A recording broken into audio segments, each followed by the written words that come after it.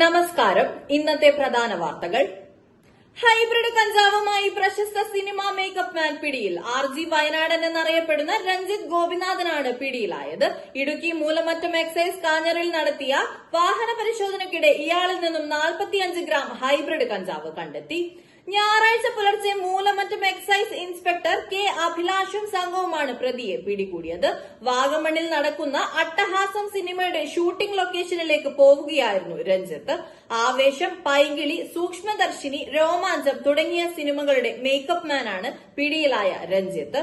Excise വകുപ്പിന്റെ operation clean state പരിശോധനയുടെ ഭാഗമായി മൂലമറ്റം എക്സൈസ് സംഘം നടത്തിയ വാഹന പരിശോധനയിലാണ് 45 ഗ്രാം അതീവ വീര്യമേറിയ ഹൈബ്രിഡ് കഞ്ചാവുമായി പ്രതിയെ പിടികൂടിയത്.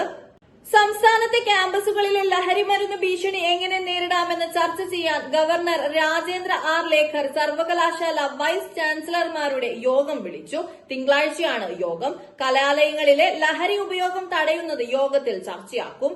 ലഹരി മരുന്നുകൾ ജീവിതത്തെ തകർക്കുന്ന ശക്തിയാണെന്ന് ഗവർണർ നേരത്തെ അഭിപ്രായപ്പെട്ടിരുന്നു. മയക്കുമരുന്ന് നമ്മുടെ അടുത്ത തലമുറയെ കൂടി നശിപ്പിക്കും. അതിനാൽ ജാഗ്രത പുലർത്തേണ്ടതുണ്ട്. മയക്കുമരുന്ന് വ്യാപനം പ്രതിരോധിക്കുവാൻ എല്ലാവരും സഹകരിച്ച് പ്രവർത്തിക്കണമെന്നും ഗവർണർ അഭ്യർത്ഥിച്ചിരുന്നു. മയക്കുമരുന്നുകൾ തൊട്ടുപോകരുതെന്ന് യുവാക്കളോട് അപേക്ഷിക്കുകയാണ്. ലഹരി മരുന്നുകൾക്കെതിരായ പോരാട്ടത്തിൽ മാധ്യമങ്ങളുടെ പിന്തുണ വേണമെന്നും ഗവർണർ അഭിപ്രായപ്പെട്ടിരുന്നു. PP ദിവ്യ തെറ്റു ചെയ്തെന്ന് CPM സംസ്ഥാന സെക്രട്ടറി MV ഗോവിന്ദൻ. തെറ്റു ചെയ്തതുകൊണ്ടാണ് നടപടിയെടുത്തത്. ദിവ്യയുടെ കാര്യത്തിൽ പാർട്ടി കൃത്യമായ നിലപാടെടുത്തിട്ടുണ്ടെന്നും അദ്ദേഹം പറഞ്ഞു. സംഘടനാ റിപ്പോർട്ടിന്മേലുള്ള ചർച്ചയ്ക്ക് മറുപടി പറയുകയായിരുന്നു MV ഗോവിന്ദൻ. News desk മലയാളാക്ഷരം.